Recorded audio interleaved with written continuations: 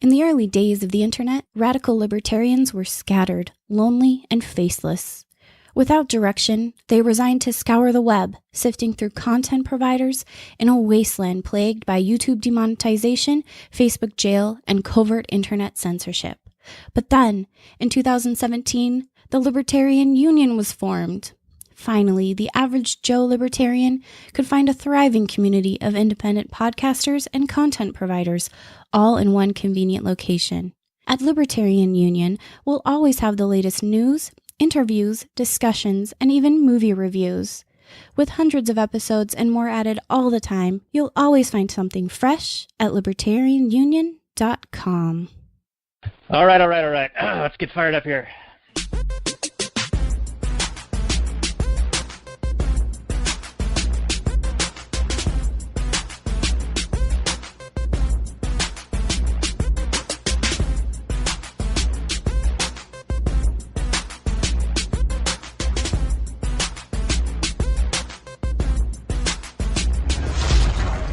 Maximum freedom. Read. Stay on target. Maximum freedom. Stay on target. Maximum freedom. Read Rothbard. Well, hello and welcome to the Actual Anarchy podcast, where we talk about movies from that Rothbardian Anarcho-Capitalist perspective. We have done this 98 times before. That means this is episode 99, and we're doing a movie of which I am super fan 99, the 1996 Vince Vaughn breakout hit, Swingers. But before we get into that, let's say hello to my co-host, Double Down, who I'm supposed to be impressed because he's wearing a backpack. How you doing, Double Down? Is that a line from this movie? I don't recall. To be fair, I mostly paid attention to this film, but I'm still going to give you my A-plus performance because I'm so money, baby. You don't even know it. You're so money and you don't even know it. This could threaten to be another quote fest, at least from my end here. And then you're done. That was the only line they repeated over and over and over again the whole movie. All right. Well, I'm the guy behind the guy behind the guy, and we can get behind the actual Anarchy episode and get into the Last Nighters if you're ready, sir. Let me stretch a little bit. Yeah, gotta loosen up the old back. Okay, let's do it. All right, here we go with the Last Nighters, everyone. We'll be back for some more actual Anarchy action at the end before we get into the KTO, Kathleen Turner Overdrive, otherwise known as the Skank Shift.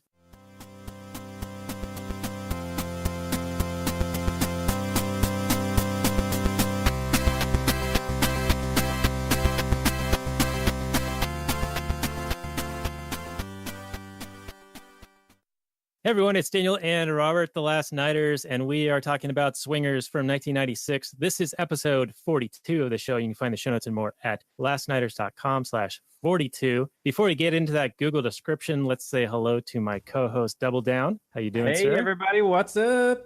I know that Robert and we talked a little bit in the pre-show, which is available for our supporters at Patreon, our Patreon supporters. So patreon.com, where do you get that? Lastnighters.com/Patreon. That's where you get that. And we have a live stream, which we're recording right now. So super meta. And if you're a $10 a month or more contributor in our voluntary, mutually beneficial relationship here, you can watch us do this Cranking the Sausage live. You can also get it later on after it's been edited and everything at the $5 level, and at the $3 you get early access on occasion. If we have it done in time, you'll get it early. Anyway, that's at lastnighters.com/Patreon. That's a really good sales pitch, Daniel. Good job. Yeah, it's kind of if you want to maybe... I'm sold.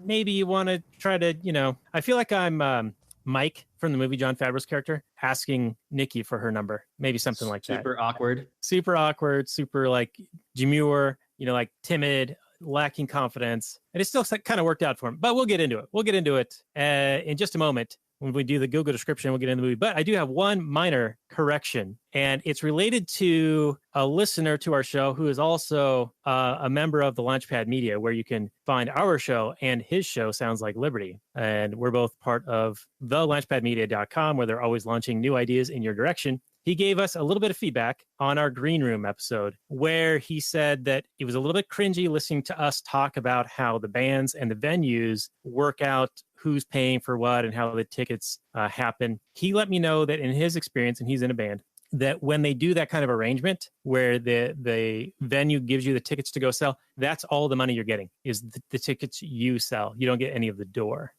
Okay, but then how does that change any of it? That's Well, still it's just more of a technicality. It's like the mechanism is different than what we thought. In fact, it's more in line with what you were thinking initially. But in my experience, I used to photograph shows. I photographed over 100 shows. I was usually on the list and I had a +1 and all this stuff. But I thought that the venue paid the artist to be there. And if they had tickets to sell, they would get a portion of the door. They'd also sell merch, et cetera, et cetera. So I think there's probably like a myriad of ways and arrangements. But the key thing, and I think our point was that it's all voluntary. They went into it agreeing to the terms, and to complain about it later is a little bit not disingenuous. No, it's not understanding that the venue is in it to make a profit, to be, to see a return on what they're doing, right? Well, it's like the girl that, fools around with the guy, and then the next day she talks to her friends, and then her friends convince her that she was being exploited or raped or whatever. It's like, you're okay with it at the time. You were there making a decision, an adult grown-up decision. And then later on, you're like, hey, now, wait a minute, that was all messed up.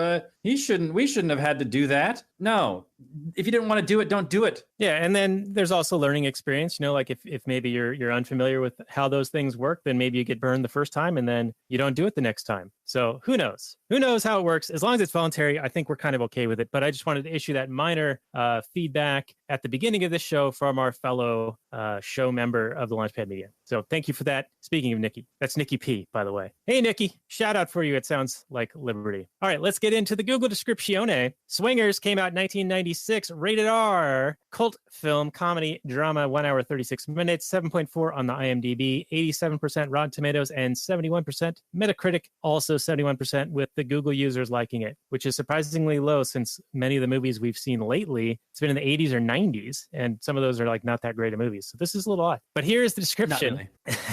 Tip in that hand.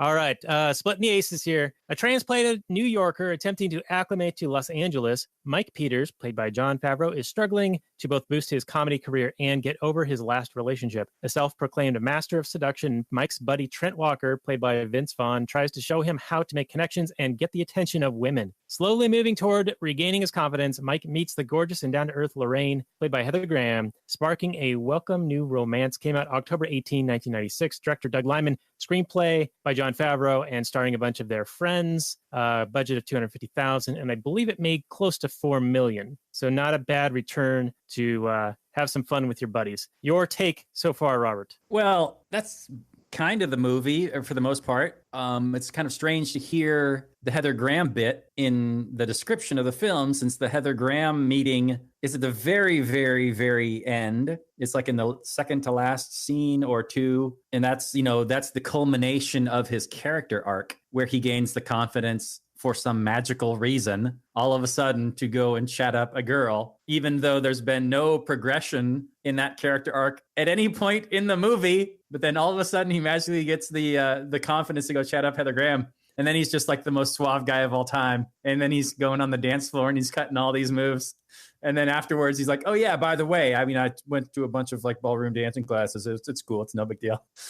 So kind of strange to hear that in the description of just the summary of the movie. But anyway, yeah, that's fine. Yeah, I think it kind of glosses over it, and it plays up her part significantly. And I don't know if that's a result of like an after the fact writing, and Heather Graham became famous, I think partly because of this movie. But had she not broken out and become famous, I wonder if she'd even be mentioned really at all in the Google description. Probably not. She was definitely, besides Vaughn and whatever the name of the guy, for some reason I can't think of the other guy's name. I know him. Favreau or Office Space? Favreau continually leaves my brain for some reason, even though he's gone on to do all kinds of moviys. He's done all kinds of like Iron Man movies and big movies for Marvel. Yeah, and he was on Friends, right? He was Courtney Cox's super rich boyfriend type in some of that in Friends. I don't remember that, but he did do the remake of The Jungle Book. So he's, a big name dude, but for some reason I always can remember Vince Vaughn's name, but not Jon Favreau's name. Is he just more forgettable? Well, he is kind of a whiny little bitch,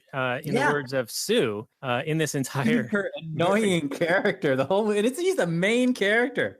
super cringy. Every time he opens his mouth, it's cringe. Yeah. Well, by design, of course. And then Vince Vaughn, he is amazing. He has a ball of energy in this movie. And it's interesting because they teamed up again to make another movie a few years later called Made, where in essence, they maintained the same style of character, but they made Vince Vaughn so annoying and Favreau's whininess like protective and noble. Do you recall that movie Made? I know we've watched that a few times back in the day. Probably just back in the day. I mean, I know of its existence. I know what the cover of the poster looks like, but I don't remember any of the story. Oh man, well we might eventually get to that one. It's got Puff Daddy as the Red Dragon, and do this to me. The plates on the limo is Double Down. Come on, it's like cartoon swingers. It's good stuff. It's so good. I barely made my way through this movie. It's so money. You don't even know it.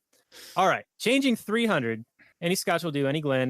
You got some, you double down on 11. It's always every time. So let's talk about this a little bit. Who's the big winner at the casino, Robert? Who's the big winner tonight? Robert is. Robert's the big winner. Not me. Casino. Not Jon Favreau.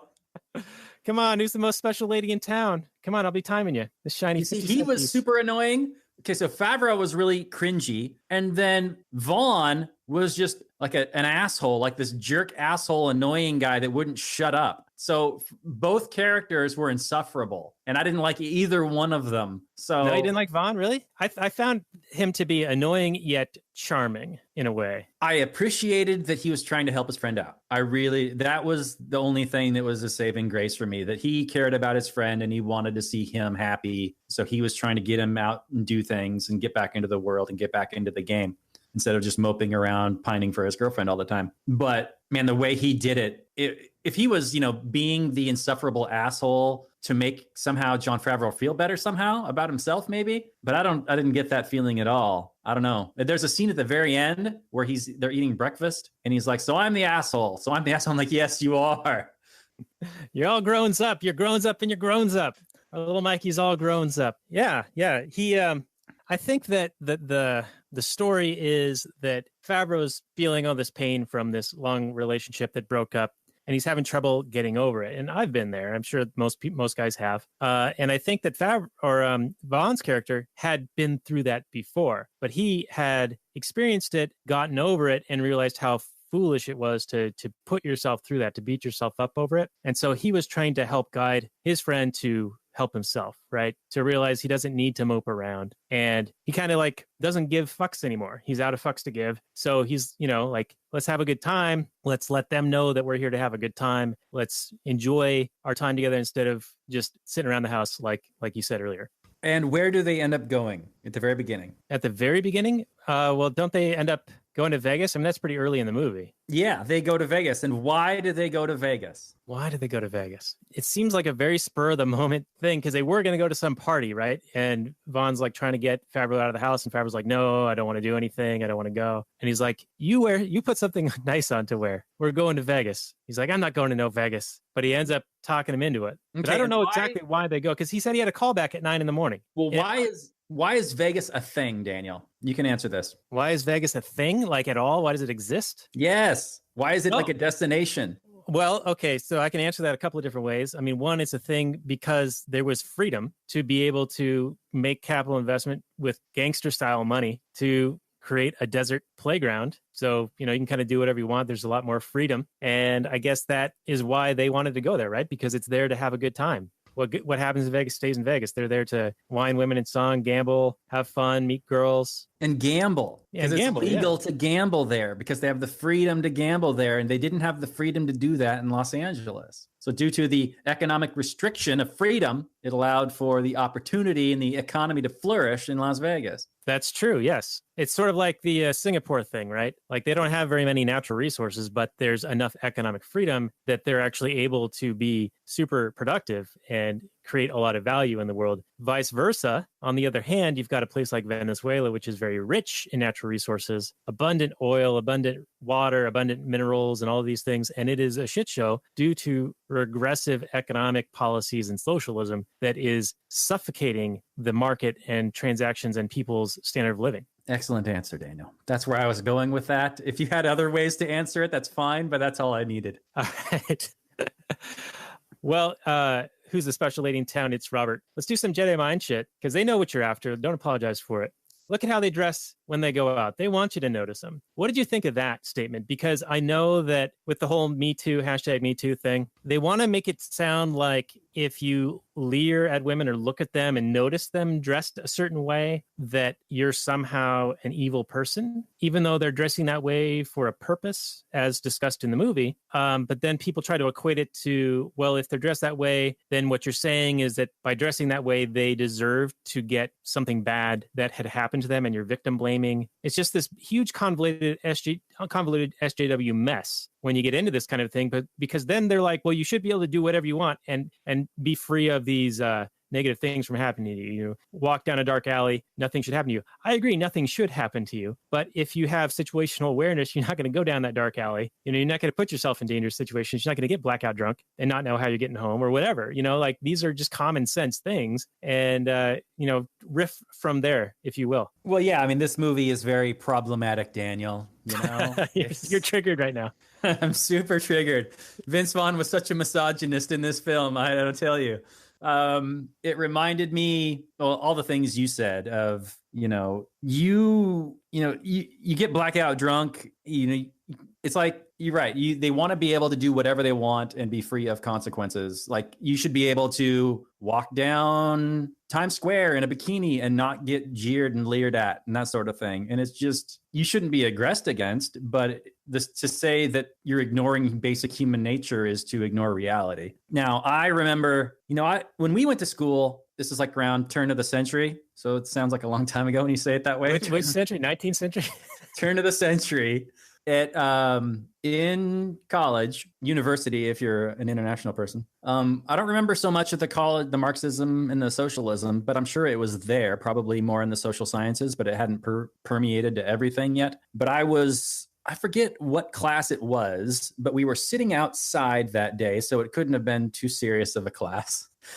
And we were sitting around in kind of like this drum circle situation. And it was like a sharing time where we were all supposed to ask honest questions and give honest answers. And it came to me, and it occurred to me that women, dressed in a certain way so as to attract, attention. So they would put on, makeup in a certain way to, like Jordan Peterson says, to to make it look like you're, sexually active or sexually, at the prime. Right. Your lips are flush and your cheeks are reddened or whatever. Right. And the plunging of the necklace is like drawing attention towards the cleavage area or something like that. Right. And I asked the question, like, women like wear like low cut shirts and they'll have this big cleavage area. And it's like, are you trying to attract men's attention to your chest? And, it seems like you're doing that, but then you get upset when, the wrong man gives you that attention, like someone who you view as like beneath you. And that was the answer they gave me. The answer was, well, we do it, yes, to attract attention, yes, but we only want the right kind of attention, which and they is mean like, from the right kind of guy. Yeah, exactly. And it's like, when you dress like that, you're fishing, right? And a fisherman can't decide what he's going to pull up out of the ocean. He's like, well, I only want the high value fish, like the tunas and the premium fishes, but I'm also going to pull up a bunch of other crap too. Maybe a boot. Maybe a boot, like an old tire.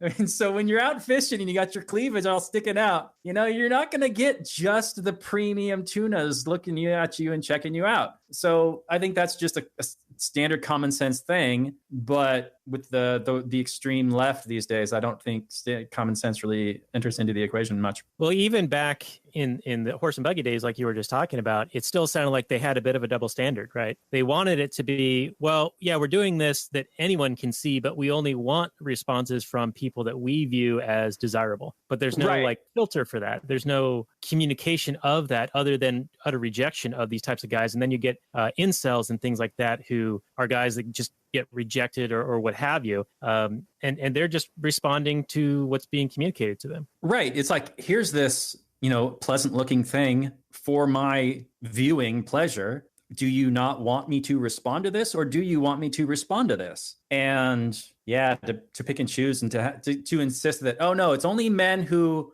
are on our level or above should we be getting responses from is wishful thinking at best. Right. And in this movie, it's sort of played out with Vince Vaughn being the more desirable of the two guys between him and Favreau. And even like when they do approach women, they're like, well, what kind of car do you drive? And when he says a Cavalier, a red Cavalier, they like totally ignore him. They just like shut him down like he doesn't exist. Yep. And that's another one of those things, like he wasn't deemed worthy enough of her attention because he's not financially successful or tall and gregarious and good looking like Vaughn is in contrast. Yeah, and that would be, I think, a completely perfect example of female hypergamy, where they're constantly looking to ladder up in terms of social hierarchy, and either with, a wealthier person or an extremely attractive person or a very famous person, right? Or now, at least higher than them. Right, and a lot of that is probably like a drive to be able to provide for offspring, right?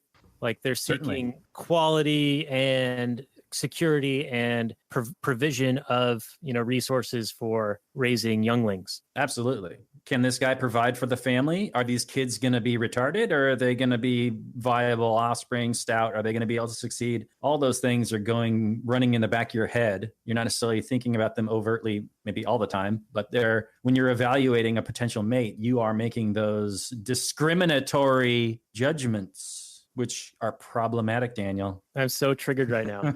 Right. But you're talking to me about puppy dogs and ice cream, and maybe we should do an after school special like drugs are bad or Jimmy eats something or something like that. So not sure exactly where I want to take this, the pancakes and the age of enlightenment, but how did you feel about Vaughn presenting himself like I'm a producer? How they were lying the whole time. I might have told her I'm a race car driver. I don't even know, like that feels a little bit fraudulent, though he is playing that game, right? Of that underlying, who's providing, but also who's fun and playful, which bites him in the ass at the very end because he's making the goo-goo eyes with this girl and then reveal she's doing it to her kid, her infant, which I thought was hilarious. Well, if you recall, and I'm sure you do, because you're on this podcast with me, we've mentioned in the past how all dating is essentially inherently fraudulent. And if you want to eliminate fraud, you'd have to eliminate all dating entirely. Well, they're well on their way to doing that, by the way. Indeed. Because, as you present yourself in a date, you're always, presenting like your best possible self, which is, the majority of the time you're probably wanting to sit on the couch and watch TV or do some kind of self-indulgent activity instead of, presenting yourself as this fun, happy person all the time. You're not like that all the time. And everybody knows it, but they still want to be lied to a little bit when they're dating. Yeah, it's got to start out being fun. And I've heard that this theory is you want to do something exciting on a first date or first couple of dates so that the adrenaline and the high that they get, they associate that with you, like the Pavlovian style, like they're a dog and a dinner bell. Yeah, that's using science to get laid. It's true. But yeah, if you jack up the adrenaline level for the first couple of dates, then that sort of carries with you on future dates so that you can get through that transition of where you're not quite holding farts in anymore, right? Because like in the first 5-6 dates, you're not going to fart in front of the girl. But after a few months, you let them rip and maybe you give her a covered wagon, give her the Dutch oven or something. We're keeping it real here on the podcast. I appreciate that, Daniel. Yes. Well, I didn't get the pilot, so now I'm goofy. Send more money. Yeah, I had a little bit of an issue with the amount of fraud that they were using. Clearly they were feeling some kind of a pressure to be fraudulent, but that's no excuse as far as I'm concerned. But I also, like I said, I wasn't on board with these characters in the first place. I found them unlikable from the get-go. And then when they were lying on top of that, I'm like, yeah, screw these guys. I mean, I empathize with their position. They're not the most successful people, and yet they're still trying to get laid and be out there and have a good time and meet people. But, they were meeting people that wouldn't even be interested in talking to them unless they were successful. So then they felt that pressure to lie about their success. I'd say maybe they're looking in the wrong place. Maybe they're trying to talk to the wrong people. but they're in Los Angeles, Hollywood area. It's maybe not the place to go if you're looking for like a real kind of a person. I don't know. Yeah, I have heard that the people in LA are, and this is a huge generalization, but like a bit vapid and a bit surface nice, but then never follow through kind of a deal. I mean, it's like a bit of a stereotype, but I think that maybe there's a little bit of a nugget or a kernel of truth to it. Well, it's like the scene where the guy comes up to him, they're at the party, and then the guy comes up to Favreau and he's like, "Hey, buddy, how's it going? Oh, yeah." And then there's like, "Who the hell is that?" And he's like, "I have no idea." Yeah, but the guy did know who Favreau was. So at least there was just Favreau didn't care enough about that initial interaction to remember him at all. Was that the case? And perhaps that was, but it was still a whole lot of fake, happy and, "Oh, great to see you," and blah, blah, blah, instead of being like, "I don't remember you. What's your name?" Right. Yeah. There was no like, "Oh, I'm sorry. I don't remember you. You seem like a nice guy. Where did we meet?" Something like that. But I guess that's more of that's a bit of too much of an admission of like, maybe it's more rude to admit that you don't remember them than to give them the illusion that you do remember them, which is actually more of a lie. It just seems like everybody's putting on fake airs to try and pretend to be successful. And so you're kind of like faking it till they're making it. I don't know. But the whole kind of society that this movie kind of presented as existing was kind of distasteful to me. So, yeah. Well, I mean, you were kind of into that Judy Garland thing, right? So, I mean, does that make you some kind of a fag? Another quote that didn't hit me when I was watching the movie, but apparently you thought it was great. I thought it was hilarious.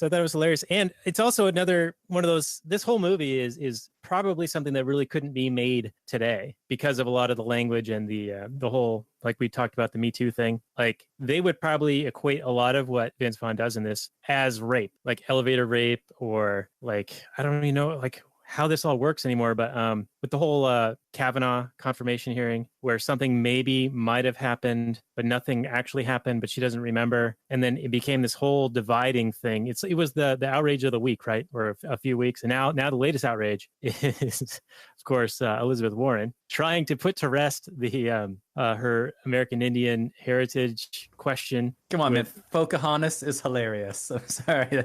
She is 1,024th, maybe North or South American Indian, maybe. Which I saw this great, Land O'Lakes like butter carton. It says Land O'Fakes, and it's 1,124th real butter. It's got Elizabeth Warren wearing a headdress. Well, I appreciated the Babylon Bee article that came out and said that Hillary Clinton was only half alien lizard person. That was pretty funny.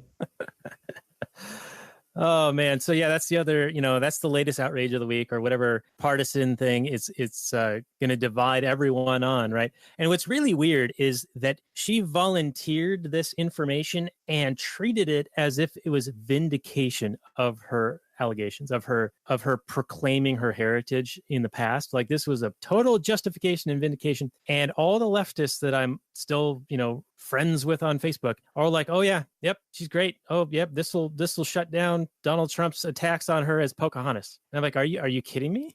Yeah, it seems strangely disingenuous that there's very little reality. Like if I was a lefty person and this story, maybe I'm full of shit right now, but it seems like that if the evidence came out that she was 1,024th, maybe something, and that was legitimate of anything. Like everybody is 1/120,000 for something. Like I'm probably 1/1,000th sub-Saharan African. And I can tell actually by your complexion here on the screen. That's right, you can. I've always been very dark-skinned. It's part of my heritage. I don't know, man.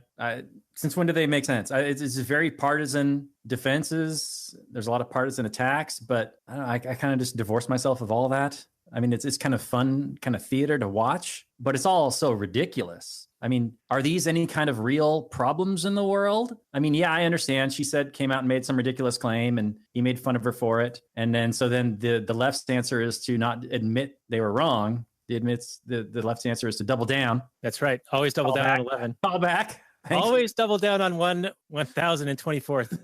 That's right. It's like splitting aces. It's like splitting aces. You always double down on 1,024th, which is just ridiculous to me. But, this is not the most ridiculous thing the crazy left has ever done. But it seems to be spreading. Like even if your normal left Facebook friends are doing it, maybe this infection is, spreading faster than we thought. Well, it seems to be approaching fatal. I don't know, because it's been a solid 23 months of just outrage after outrage after outrage after outrage. Every week, some new outrage, the end of the world, the worst thing ever, just constantly keyed up. And I just don't know how anyone can sustain being that wound up. Yeah, what do you think the long. average blood pressure on the left is? It's got to be dangerous. Oh, yeah, it's got to be dangerously high.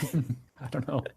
But also very low in iron, because aren't they all vegans or something? It's got to be just exhausting to constantly be outraged and angry over every little thing that he does. I don't know. I'm upset that he's a psychotic murderer, but all presidents are psychotic murderers. So it's hard to get upset about it. I don't know. Yeah, More of the same. I mean, you'd be hard pressed to really see much of a difference when it comes to foreign policy between any of these administrations. And I mean, if the only thing that I really like about Trump is that he does troll pretty hard and people lose their shit over it. And that's at least entertaining. Yeah, what I thought was strange, and maybe this is only just in my little world, but when he calls out the mainstream media for being a pack of liars, which they have been caught, so many times. And then the retractions are always like on page 12 at the bottom, and nobody ever remembers the retractions. And there seems to be this era, this level of credibility with the mainstream media that exists on the left, where everybody else is like completely hip to the game. That no, you guys are a bunch of partisan hacks and you're a pack of liars a lot of the time. But how does the left not see it? Oh, is that a dog whistle there, Johnson? I dog whistle white supremacy and racism all the time. What are you talking about? Because you said Nazi. I'm on to you. No, yeah, it is kind of funny, because when I do get into these Facebook debates with people, and I'm trying to quit, I really am, they often question sources, right? Like, oh, that's some site I've never heard of, so they disparage the source, or if it's a quote from somebody, they disparage the person who the quote is by, and not taking on the content of the article or the study or the quote itself, what's being presented as the point. They totally just gloss that over. Quick diversion. Oh, that's from this place I've never heard of? Disregarded. Oh, that's from this guy who I've heard from this person over here that he's an evil person for whatever reason? Discarded. You know what I mean? And it's so useless and so pointless. But I've got a solution. This is my idiocracy speech here. I've got a solution. I have a Facebook page for Daniel Elwood, the real Daniel Elwood, facebook.com/blah, blah, blah. I'll post the link down below. The pinned post is probably 20 to 25 articles that run counter to usual leftist positions or arguments on things, but they're all from left sources or mainstream sources. So I did this the other day. I got this guy in a little mini debate, and I sent him like something from a natural news website, and the point was valid, but he was like, what the hell is this website? So I said, oh, you want mainstream sources? All right, here you go. Post, like 9 posts, all destroying his argument, all from Vox, HuffPo, MSNBC, et cetera, et cetera. And it was beautiful because it was like this volley, serve, smash. I'm glad you are finding value in debating people online. I guess somebody's got to do it. Hopefully you're not wasting too much time doing it, but it sounds like that's a fun time.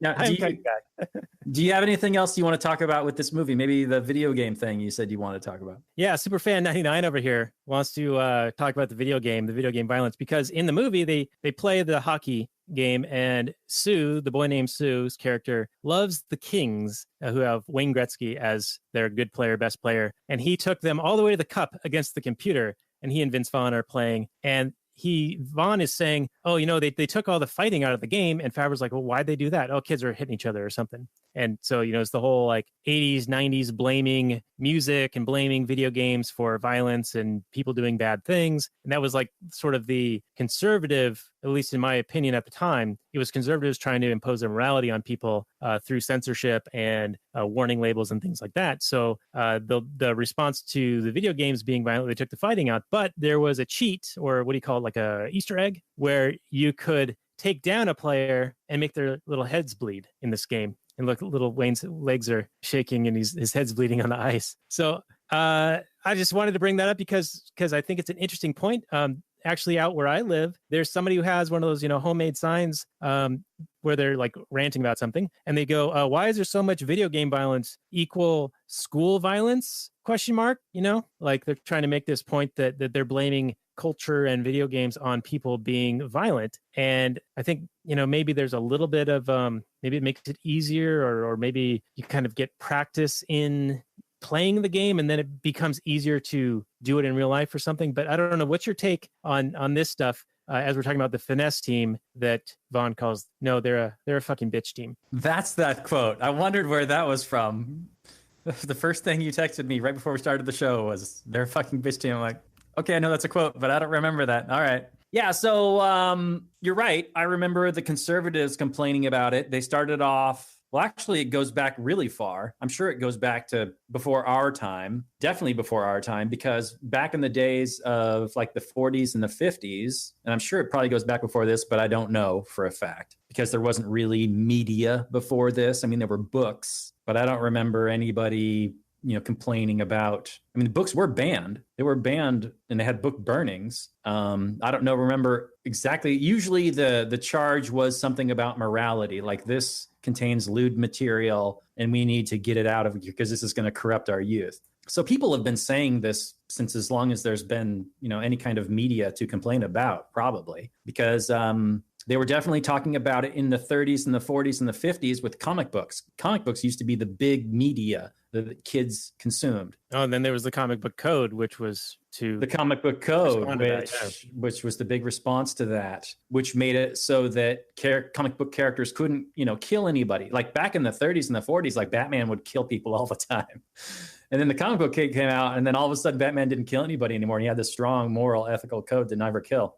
And the comic book code is really restrictive. It stopped all kinds of creative things from happening. You had to get your comics by the censors, essentially, the comic book, this board that you had to pay to have your comic book. So they're like the MPAA? Yeah, like the MPAA that would watch your movie and decide if, you show a boob for more than 2 seconds, this movie can't be shown. This is getting an R rating or an X rating or whatever, and we're going to decide that your movie's not going to make any money. Right. I remember we talked about The Aviator about a year ago, and Howard Hughes was making a movie, and he got his movie past the censors by basically confronting them and showing all the things that they had allowed before. So it was like this incremental creep. Well, if you allowed this, you have to allow what I'm doing. Right. And that's been the argument against those things ever since. Like, you used to not be able to say shit on TV, and then South Park came out and did the Night of 1,000 Shits. And, you used to not be able to say bitch or any number of other words on TV, but now you can because of the slow incrementalism that is constantly getting, as society gets more permissive of these things. It's not like they have some hard and fast rules with thou shalt not, do X, Y, or Z. It's like, well, what does society find permissive at this point? But back in the day, in the 80s, after the comic books, and they had their big outrage, then there was the outrage in the 80s with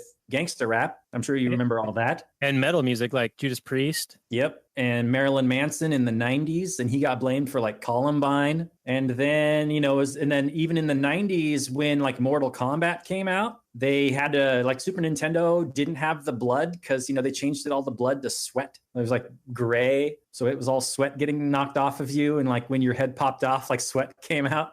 Super realistic. But, you didn't want to have kids killing each other in the streets because they'd be performing fatalities on each other. If there was blood in the game, it's funny to see people make the argument that art influences people to be bad. Now, certainly, I think if you're more predisposed to be bad or do bad things, or, have an incident where you're mentally unstable and you're going to lash out and do whatever, maybe you've been conditioned to, find it more permissive to do that sort of thing. But because you've been watching X, Y, or Z, you've been desensitized to it. I guess that's how the argument goes. Like, I was just having lunch with a friend today who went onto a conference where it was a medical conference, and he was like a dentist. The dentist was talking, and without warning, he shows this slide of a guy with like his face peeled off and like his jaw peeled back and like his jaw removed. And like, he was talking about whatever. And it's like, dude,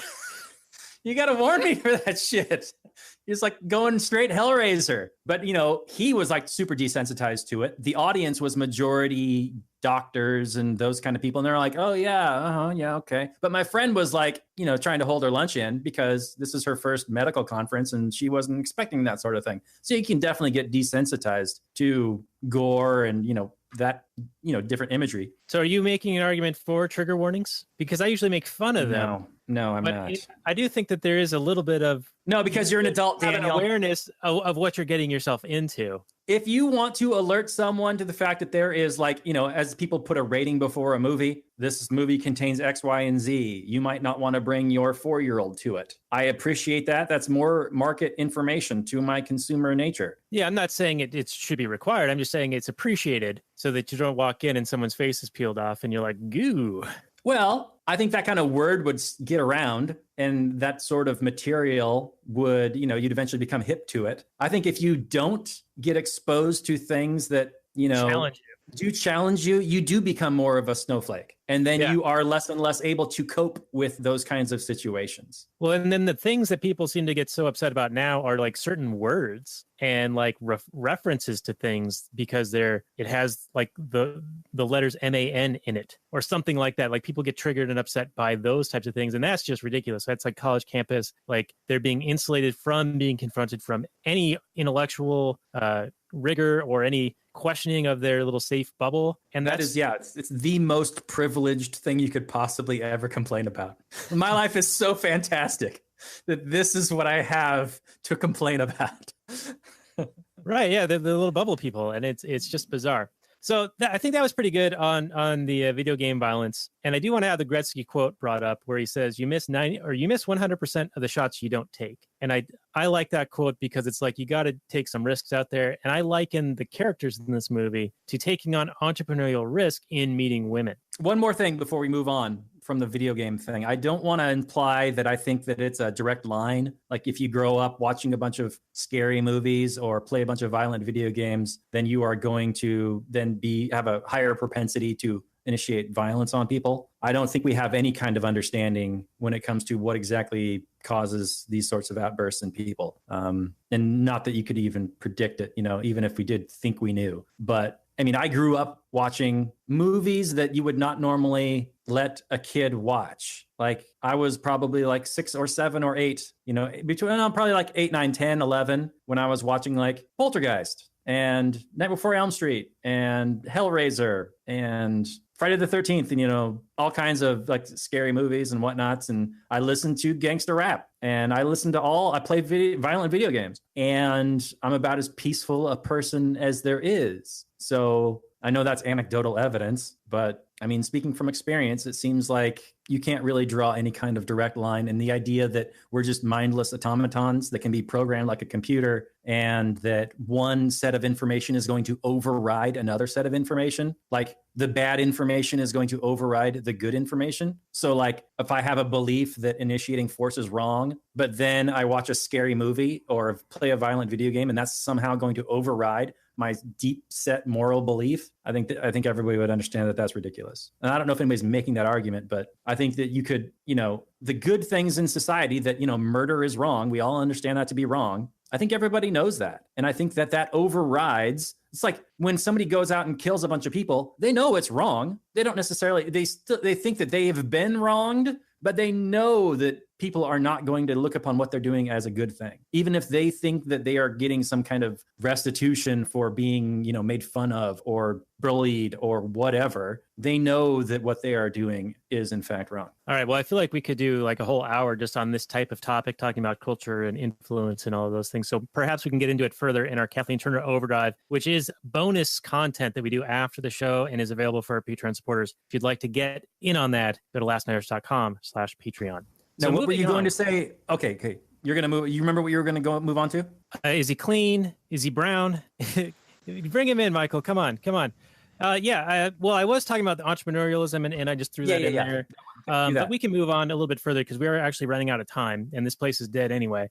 But I do want to talk about the boy named Sue, because the whole concept of naming the boy Sue, at least from what I recall Johnny Cash talking about, was that the father named the kid a girl's name to toughen him up because he knew he wouldn't be there as a father. And he knew that he wanted that kid to get ribbed and get like a bunch of shit for having a girl's name to be hardened to the difficulties in the world. The exact opposite of helicopter parenting. Yes. Right. Yeah. Yeah. So does this make sense to you? Is this ringing a bell at all? Well, I thank you for taking the show into a place I never thought you would take it. I didn't think you were going to bring up the guy named Sue, nor would you reference the Johnny Cash song, which was referenced in the movie. And I am very familiar with the Boy Named Sue song. It's one of my father's favorite songs. He's a big Johnny Cash fan and a big Boy Named Sue fan. And yeah, I think the song is fairly true. I don't know if I would ever name my son Sue, but I also don't, if I couldn't be there, if I knew I wasn't going to be around, would I do it? Maybe not today. I don't think you necessarily need to be super tough to survive in today's society, but it doesn't hurt. Yeah, but naming a kid Sue wouldn't matter anymore. Right. You're just a non-binary, non-gender, or whatever thingamajig. So who cares? It doesn't even give anybody any hints as to what gender you actually are these days. So yeah. Well, it's fluid, man. Oh, I just screwed up by calling you man. Bitch. All right. So related to the Boy Named Sue, I saw this meme, the Oregon Trail game. We probably all played it growing up. And they said, you have died of, dysentery or whatever. So there's this funny meme where it's a guy talking to another guy and it says, you have died from dysentery, like talking shit to Terry and he shot you. Not that Terry is necessarily a girl's name, but it sort of can be. There's the Terry Hatcher and I'm sure there's like a million other women Terrys and whatnot. But anyway, I thought it was a little bit related. Never mind.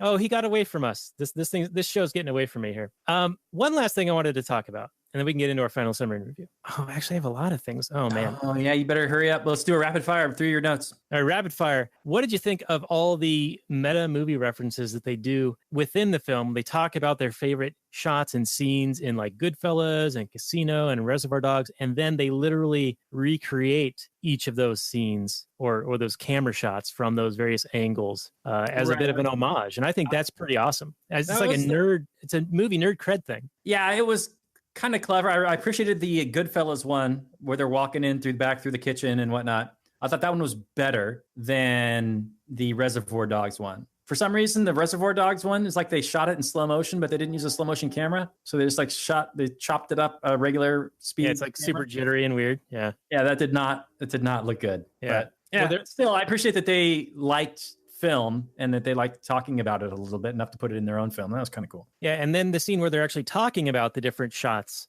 is another scene from Reservoir Dogs where they're talking about tipping the waitress or not. Right. And Madonna liking dicks. Right. Yes. And I don't know if she does anymore. I mean, who knows? But that was also shot in that same kind of format where it's a round table and it's all like continuous. I don't even know like the super details about it, but for people who know how movies are made, they'll see that and go, holy shit, how'd they do that? That's like amazing. Cool. All right, next. The Dresden is the name of one of the bars, and I was going to talk about the firebombing that killed tens of thousands of civilians in Germany. Actually, I think more people died in that than in the atomic bombs, and it just gets a pass. Nobody seems to care about it. But the Dresden firebombings ordered by Churchill are evil because it was civilian populations, women and children, entire city destroyed. So that's the Dresden. Moving on, continuing. The scene where they're walking out of the bar and they get bumped into, or they bump into these hip hop bro guys, these dude bro guys that they call hip hop and House of Pain, and Sue pulls a gun on them. And I wanted to ask you, did you feel like this was justified? Was it self-defense? And what did you think of Vaughn and Favreau's response to Sue in the aftermath? I thought that the pulling of the gun to showing that you have a gun would have been fine. Like, I am trying to de-escalate the situation, right? Like, him pointing the gun is escalating the situation. But letting the other people know that you're armed and that this situation neither needs to come to an end or violence is going to begin is, escalating, is de-escalating it. But pulling it is threatening to murder somebody. And so it's clear escalation, clear violation of the NAP. And then Vaughn's and whatever his name is, Favreau. Yeah, that guy. The other guy. Super cringy, annoying guy. Their admonishment of him, I thought, was a good, social cue. Like the way that societies operate. They admonish their friend. They're like, man, that was not cool. You did not need to do that. Now we gotta go. I got stuff to do. You didn't need to. That was just not cool, bro. And that's, where it needs to end. And he needs to know that wasn't cool. And then, later on, he goes and he apologizes to House of Pain. Yeah, and then they're friends. And Right, then and it's they're cool. playing the make little Wayne's head bleed game. Right. And then they're playing the hockey. So yeah, I thought that was a good anarchic way to solve a problem. It's done by, All right. negotiations and communication. And, if it had happened where like a cop was in the picture, what the cop would have done would have pulled out his gun, pointed it at Sue, screamed at him, told him to drop the gun, get on the ground and take him off to jail and, book him, arrest him, put him in jail, see a judge, put him in the system, spend a lot of money when all that really needs to happen is for cooler heads to prevail, admonish him a little bit, shame him a little bit, and then everything's cool. He apologizes and we move on with our lives and nobody gets hurt. Right. And then they become friends. Now, the admonishment of Sue by the Vaughn character, because Sue then lashes into Favreau and calls him weak, calls him a little bitch, says he hasn't gotten laid once since he's been here, and is just like blows up at him. And Vaughn's response to that is to admonish Sue and shut him down and stand up for his friend. That speech or that little moment, that scene was added at Vaughn's request to make him a more likable character because he needed some touch of humanity as opposed to just being this cartoonish ladies' man player type. And so in reading on the background of this, that was added purposefully to give a more human element and a more likableness to Vince Vaughn's character. But the other thing that Vaughn and Favreau say to Sue is, why do you have that gat? Why are you strapped? Trouble finds you in LA, or what does he say? He says, in New York, trouble finds you. What are you carrying a gun for? And I thought that was going a bit too far. Like he's basically making the argument that you don't need to have the capacity to defend yourself, where I would totally disagree with that. You should always have the best means with which to defend yourself in a given situation. Absolutely. I completely agree 100%. And that's why I said that, alerting the guys that you were armed would have helped de-escalate the situation. Whereas opposed to what he did was to escalate the situation. Right. All right. Yeah. He's got these big fucking teeth and these claws and he just doesn't know how to kill the bunny. And the bunny's just sitting there. Anyway, there's probably a few more things that we could talk about, but I do think we need to wind this down. We have been going for almost an hour, but let's save your extra notes for KTO. All right. We will do that for the Kathleen Turner Overdrive. So it basically ends up where Favreau meets his girl at the bar finally, and then he's still kind of screwed up. So he calls her that night immediately and leaves her message after message. And you're speaking of escalation, they get escalatingly worse. And finally, the first one's cringy, the next one's even more cringy, and then cringy, and then by the time you want to turn the movie off. Yeah, super cringy, desperate, and then she finally answers and says, "Don't ever call me again." But then like any sane person would, right? But then after a little bit more time, and Office Space tells him, eventually you have to pretend you don't think about her, and then eventually you really do stop thinking about her. And Favreau eventually does get over his girlfriend, his ex-girlfriend, meets the Heather Graham character doing the swing dancing, which was why the movie was called Swingers. And it actually helped latch on to the revival of swing dancing. Swing dancing was a big deal in the mid to late 90s, 1990s, not 1890s. Yes, and this movie features the Cherry Poppin' Daddies, as I recall. Go Daddy-O! That's right. It does. And this was similar to when we did Smokey and the Bandit. CB radios were already kind of a big thing. And then Smokey and the Bandit was like, all right, we're going to make CBs a feature of our movie to latch onto that popularity. And then it ended up exponentially making CBs even more popular. Similar situation here with Swingers. Swing dancing was a thing that had been revitalizing in the 90s, and they put it in this movie, and the movie was popular enough to where it escalated swing dancing even more.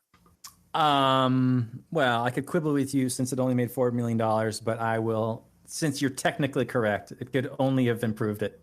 Well, that's box office. That's not the cult status of VHS and DVD and streaming services. And clearly the impact it had on your life, because I know you're a huge swing dancer / swinger. Oh man, not quite. All right. The last thing I got is the resolution of the movie is Silverman's character basically telling Mike, who's had this breakdown after calling Nikki and leaving all those cringy messages, that he needs to appreciate what he's got. He's in a place where it's sunny every day here. It's nice every day. If your life sucks, then mine must be god awful. You only look at what you don't have, and you're being unhappy when you should appreciate what you've got. And it should motivate you to do better, right? To work harder for things that you do want in your life. So I wanted to shoehorn in this entrepreneurial message at the very end here. Do it, man. I'm all about the entrepreneurship. So yeah, let me just launch right into my final summary and review then. All right, roll up, bitch, roll up. So this movie is like a vignette of two guys hanging out at a place, then two guys hanging out at a different place, then two guys hanging out at a different place, and then two guys hanging out at a different place. And then finally, all of a sudden, the main character hears a speech from Office Space, and then he's Mr. Confident Guy / party boy / cool guy, and he gets the girl at the end. And I didn't think that the character turn was earned. I thought he was an annoying, insufferable guy the whole movie. And then until the very end, where I think the final was well written between Heather Graham and Favreau. They seem to actually have some chemistry. And if the movie had been more about that, given me more of that and less about the guys hanging out being jerks and unlikable, insufferable assholes, I probably would have enjoyed it more. But since the movie was more about his attempt to get over his girlfriend, it just didn't seem like that was earned. It just seemed like he pined after his girlfriend the whole movie, and it was insufferable to listen to him do that. And then all of a sudden, he gets one speech, and then he's Mr. Cool Guy. So the script as a character development arc story didn't work for me. The comedy should have fallen back on the comedy, and there was one scene, one thing that made me laugh, and I don't remember what it was, but I remember laughing one time. So it's not the end of the world. Vaughn is kind of a charming guy, and he has a bit of charisma. So even when he's playing a jerk, you can still like to watch him. He's that good. And this is back when he was skinny, so and young and whatever. And Favreau is also young and skinny, so it's kind of fun to see him back in the day. But I believe this was written by Favreau, and he's got yeah. So I can see how this is kind of his early work. He made some friends in Hollywood, and they wanted to get together, and they scrabbled up some money, and they got some investors, and they made a movie, and it worked out for him. And it's watchable, and they pay some homage to some other things, but I don't think this works really.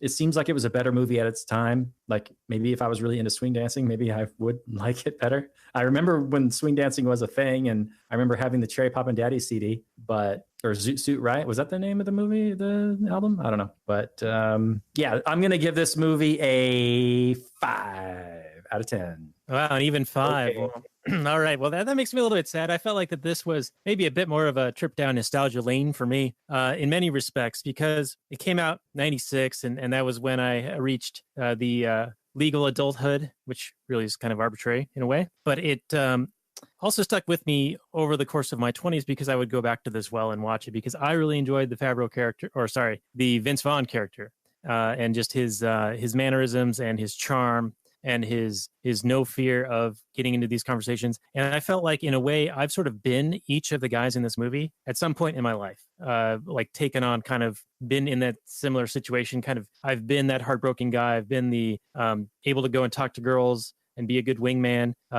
So it sort of stuck with me a bit more. And so I have fond memories of this movie, and I still think it holds up pretty well. I think the turn is believable, because Favreau is going through this, emotional despair, but time does heal it. And getting out and doing things and making yourself busy and enjoying time with your friends does help you recover from those types of situations. And then when you return to normal, you grow from that experience. And so when, like you said, Favreau becomes more charming and able to actually converse with Lorraine like the quiche, and he talks about that whole, you can do whatever you want, and there's like some chemistry and some flirtiness going on.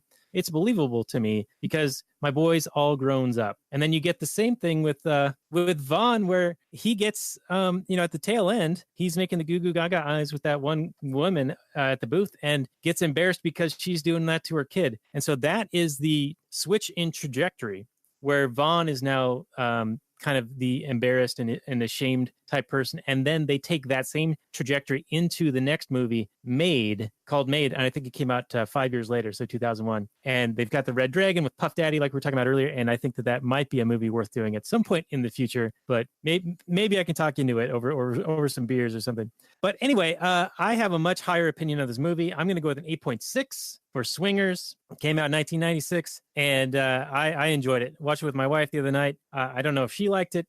She'll probably let me know in a moment here. But anyway, 8.6. So, Robert, before we wind down, let's talk about the next item up for bid, because we're going to be doing something related to some spooky, scary Halloween type stuff. Yeah, his original remake of he turned a movie that was originally, I guess the original thing wasn't quite what he turned it into, from what I understand. And yeah, it's a really interesting, great film that holds up. It's got a lot of I believe it's Stan Winston who did a lot of the great creature effects that are a bit kind of over the top, but still hold up for the and then there was that, I think 2011 they made a prequel to The Thing that was essentially just a remake but technically a prequel. It's an interesting series of films, and I never get tired of watching it. I've seen it a couple times, and I think, have you seen it before, Daniel? No, I have not. And just for clarity, for me and for the audience, this is going to be the John Carpenter, 1983 version that we're going to be doing? Yeah, it's like either 80, 81, 82, 83, whatever it is. But it's early, yeah. The original, okay. Not the original, like in the 40s or the 50s, or whatever that one was, but yeah. All right. So the next movie on The Last Nighters, The Thing from the early 80s. So that's all the time we have for this show. So thank you guys for joining us for our episode on Swingers. We appreciate you. And if you want to support the show, go to lastnighters.com/Patreon. And we'll say good night from last night.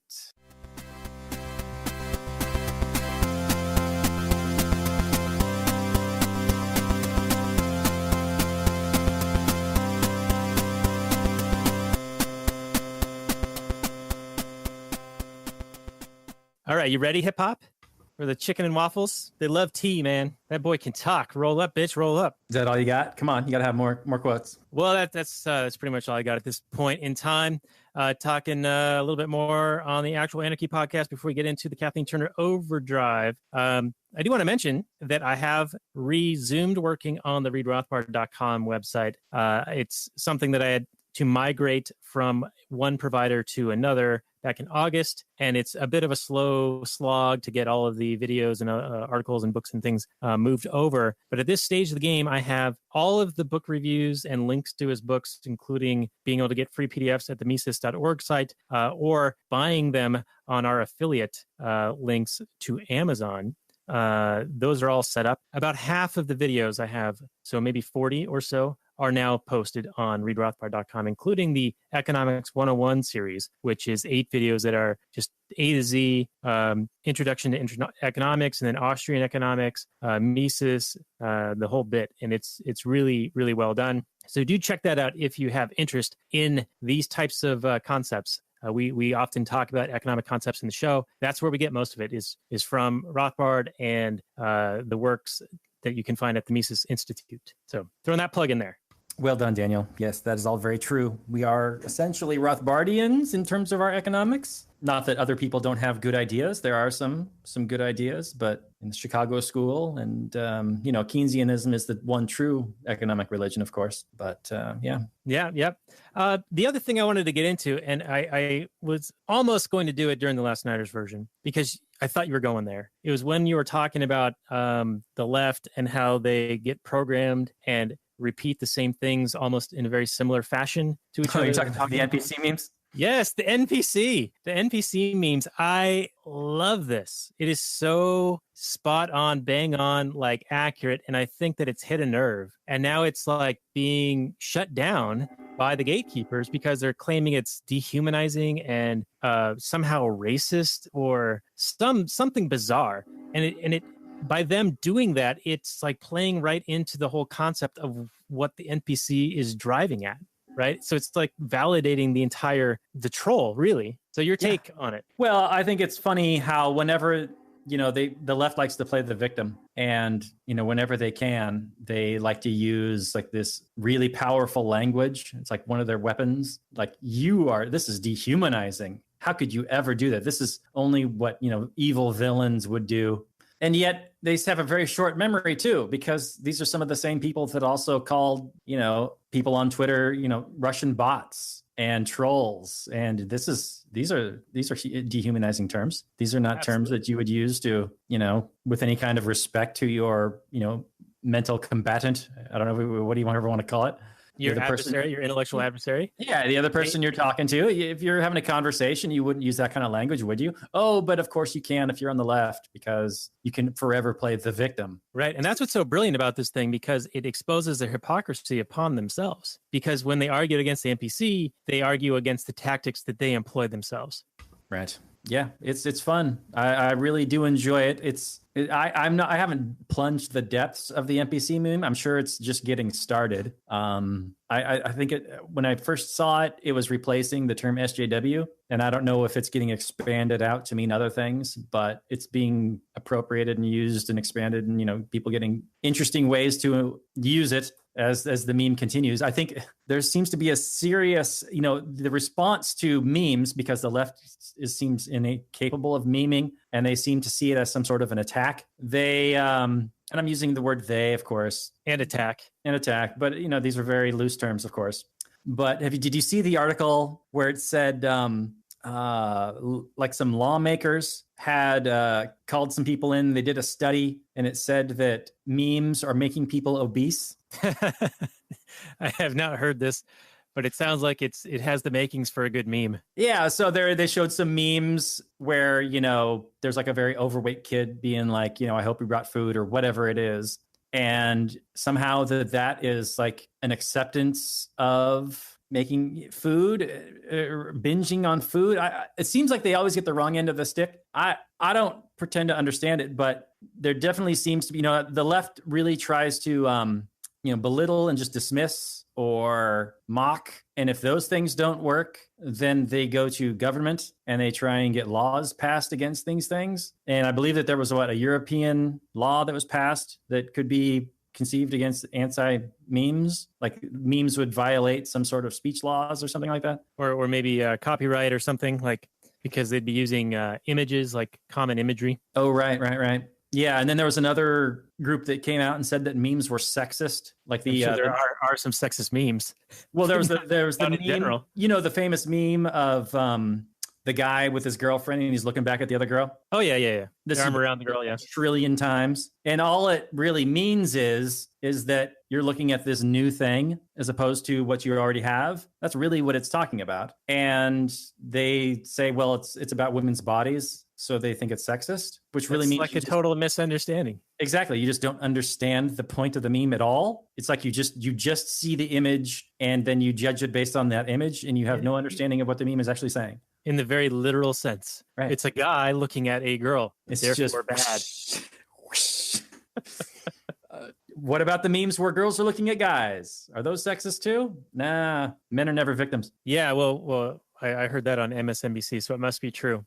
Well, let's save some of this golden content for our super golden velvet rope behind the curtain stuff in the case Kathleen Turner Overdrive section, which is available for our Patreon supporters. Any last words for our audience, our parting words for actual Anarchy audience, who we love and adore and appreciate so much? Yeah, I just like to take the time at the end of the episode to thank everybody for listening. Thank you for sharing it. Thanks for talking about us on social media. If you raise any interesting points, thanks for giving us feedback. Thanks for challenging us on our big dumb ideas and our lame jokes and attempted humor. So thanks for all that. Thanks for tuning in. Come back next time and we talk about The Thing. It's going to be a spooky Halloween episode. Pickle Rick!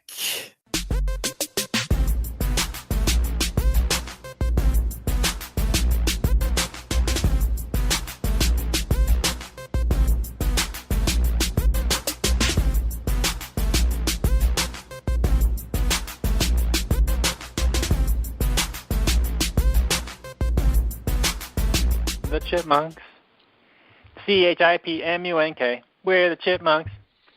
Guaranteed to brighten your day. Do do do do do do do do do do do.